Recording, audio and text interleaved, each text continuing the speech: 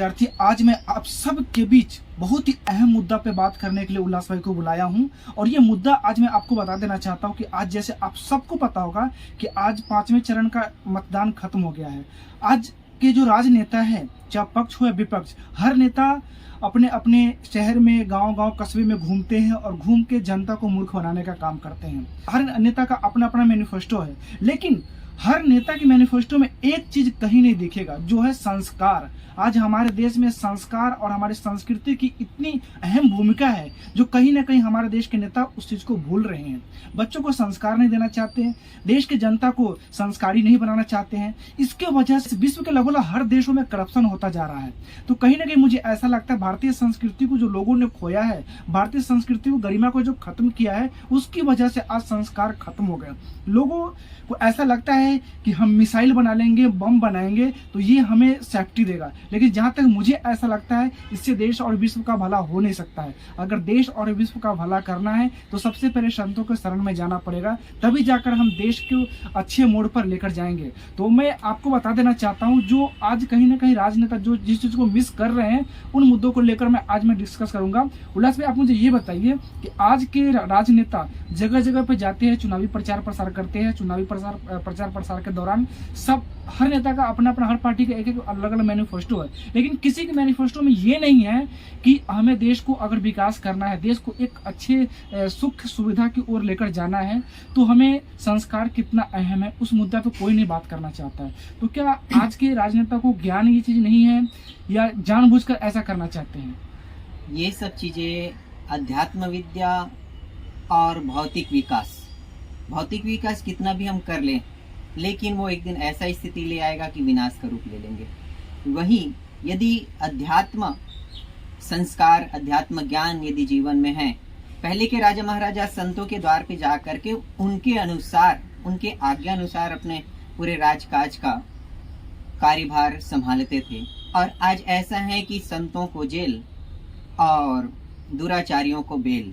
ये आज के मोनोपोली ऐसा है कि जो हमारा ध्यान केंद्रित, हम जो जानकारी समाज को दे रहे हैं उसी का प्रचार हो, हम जो बता रहे हैं उसी का प्रचार हो, ये आज कई नेता कर रहे हैं। लेकिन वास्तविक में जो संत बताते हैं, जो संत सद्ज्ञान दिखाते हैं, उस पे चलना ही सबका कर्तव्य है, क्योंकि संत ही जानते हैं कि क्या भविष्य में विकास है और क्या विनाश है। तो आपको ऐसा नहीं लगता कि आज के नेता जो है कहीं ना कहीं जो हमारे भारतीय संस्कृति की परंपरा, संतों की जो परंपरा थी, उस चीज को खोते हुए जा रहे हैं?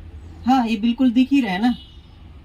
आज हर एक युवा, पहले की यही युवा जो अलग अलग चीजों के बारे में रिसर्च करते थे, अलग अलग चीजों के बारे में खोज करते थे, आज यही युवा भोगों की खाई में गिरते जा रहे हैं। ये विनाशी तो है। हम सोचते हैं कि हमारा देश का विकास हो रहे हैं, तो विकास के साथ साथ बाहरी विकास तो दिख रहे हैं, लेकिन भीतरी विनाश भी तो हो रहे हैं। एक युवा जो पहले बड़े बड़े रिसर्च करके भारत को इतना ऊंचा उठाते थे, और आज वही युवा वो एक रंग रूप छोरियों के पीछे अपने जीवन को तबाह कर देते हैं। ये विनाश ही है, विकास नहीं, विनाश है। मैं एक चीज और पूछना चाहता हूँ, लोग विकास की बात कर रहे हैं, अभी इतना सुख सुविधा से लोग लैस है, फिर भी लोगों को ऐसा लगता है कि विकास नहीं हो रहा है, हमारा भारत पीछे है। आज लोग 4 व्हीलर पे, 4 चक्का पे, 2 चक्का पे लोग घूमते हैं, फिर भी उनको संतुष्टि अपने आप को नहीं मिलता है। जो 1 BHK 2 BHK फ्लैट में रहते हैं, फिर भी उनको ऐसा लगता है कि मुझे अपना बंगला होना चाहिए, और ऐस अयासी की चीज, उसको जो वस्तुएं उनको चाहिए। आपको ऐसा नहीं लगता जितना हम सुविधा को अपने अंदर लेंगे उतना हमारे लिए वो खतरा साबित होगा? हाँ बिल्कुल। हम करते हैं कि हम ये खोज करें, बड़े बड़े परमाणु का बम बनाया, पर क्या उससे रक्षा हो पाएगा? हर देश एक से एक बढ़ करके आगे आना चाहते हैं, तो एक दूसरों का अहम ही तो पहुंचा जा रहा है। यदि इसी अर्थ को समाज में लगाया जाए, गरीबों में लगाया जाए, तो देश कहाँ का कहाँ पहुंच जाए। संत महापुरुष यही दिखाना चाहते हैं कि वास्तविक विकास ये है, वास्तविक उन्नति यह है कि अध्यात्म ज्ञान जो भगवान कृष्ण ने गीता के ज्ञान दिए वो जीवन में होनी चाहिए, तभी वास्तविक सच्चा विकास है। एक चीज मैं और पूछना चाहता हूँ, अभी जैसे एक सर्वे के अनुसार जहाँ तक मुझे पता है कि 80% देश के 80% संपत्ति जो है ना, कुछ चंद लोगों के पास है, और वो चंद लोग इतना अय्याशी करते हैं, लेकिन 80% जनसंख्या जो है आज गरीबी रेखा से नीचे है, जो अपने जीवन सही से नहीं जी पाते हैं। तो वो चंद लोग जो अपने धन संपत्ति को, पूरे 80% धन संपत्ति को जो मुट्ठी में करके रखे हैं, क्या वो अगर कुछ संपत्ति इन गरीबों के लिए अगर न्यौछावर करे तो ये देश स्वर्ग में बदल सकता है? बिल्कुल बदल सकते हैं, लेकिन क्यों लग रहा है? क्योंकि उनको संस्कार नहीं है। जो नेता सीट पे बैठे हैं, गादी पे बैठा है, वो इसलिए करप्शन करके यहाँ वहाँ अपने पैसा विदेशों में डाल रहे हैं, जमा कर रहे हैं। आखिर तो मर करके क्या बनेंगे? प्रेत ही तो बनेंगे, भटकेंगे। लेकिन यदि उसके जीवन में ज्ञान होता, ज्ञान देने वाले संतों का आदर होता, जो अध्यात्म पथ को जानने वाले परम पूजनीय महापुरुष होते उसके जीवन में, तो ऐसे बुरा कर्म, बुरे जीवन उसके जीवन में नहीं होता। और देखो, कई ऐसे ऐसे गरीब क्षेत्र हैं जिसके यहाँ पानी तक नहीं है, और हम यहाँ बड़े बड़े स्विमिंग पूल बना के उसमें डुबकी लगा रहे हैं, और उसको पीने के लिए पानी नहीं है। खाना तो दूर, पीने के लिए पानी नहीं है। कोसों दूर जा करके 1-2 बाल्टी पानी लेकर के आते हैं। ऐसी स्थिति भारत के हैं। क्या उधर नजर नहीं जानी चाहिए? बिल्कुल जानी चाहिए, लेकिन उसके जीवन में ज्ञान हो तब ना, और ज्ञान देने वाले संतों के आदर हो तब। देखिए, भले ही आज हमारे देश में संतों को लोग उतना मान्यता नहीं दे पा रहे हैं, लेकिन आपको ऐसा लगता है कि आने वाले दिन में अगर आज के राजनेता, आज के लोग अगर संतों के शरण में नहीं गए तो आने वाले दिन में उनको बहुत बड़े नुकसान का सामना करना पड़ेगा? बिल्कुल, ये दिख ही रहे हैं। अनेकों प्रकार के विनाश हो ही तो रहे हैं।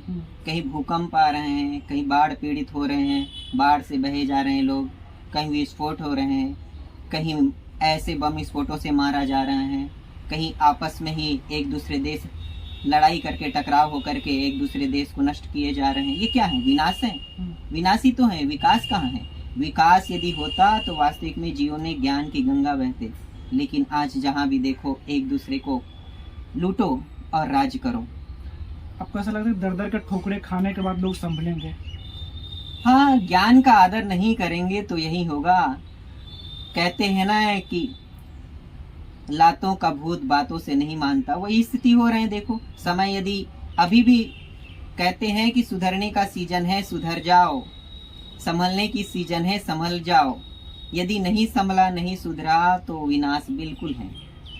विकास नहीं, विनाश। पतन के खाई में युवा पीढ़ी जाते जा रहे हैं।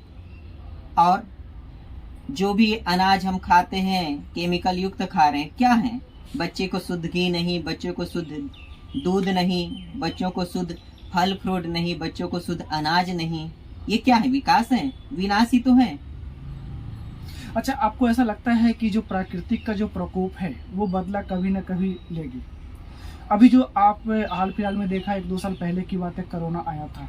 लेकिन कोरोना का सही मायने में देखा जाए तो आज तक उसका लॉजिक हमें समझ में नहीं आया। तो क्या आप ऐसे आंकड़ा लगा सकते हैं कि ये कोरोना भी एक प्राकृतिक का प्रकोप ही था? हाँ, प्राकृतिक प्रकोप ही था।